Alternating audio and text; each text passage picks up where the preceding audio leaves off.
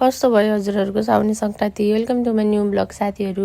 म चाहिँ उठेर यता फ्रेस हुँदैछु है। मम्मीले चाहिँ पूजासुजा गरिसक्नु भएको रहेछ।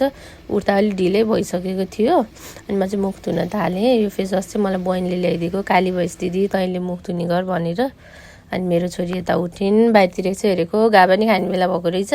अनि आएर पानी सानी खाएँ, चिया खाएँ। अनि फ्रिजतिर हेरेको राजमा रहेछ, राजमा पकाउँछु। आज म मासु खाँदिनँ अब साउनमा भनेको। मलाई सासु मम्मीले यति धेरै गाली गर्नुभयो है। भर्खर बिरामीबाट उत्रेको छौ, केही बार्न ओर्न पनि पर्दैन, खुरुक्क मासु पकाऊ, अलि सिम्पल तरिकाले मासु पकाएर झोल मजाले खाऊ, अलि तागत लाग्छ भन्नुभयो।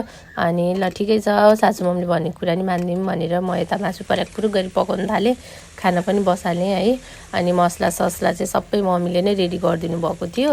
मैले त्यो धुलो खुर्सानीहरू अनि खुर्सानीहरू नै हालिन भन्दा पनि भयो। अनि कलर चाहिँ त्यति राम्रो देखेको छैन, तर म सिम्पल तरिकाले पकाउँदैछु।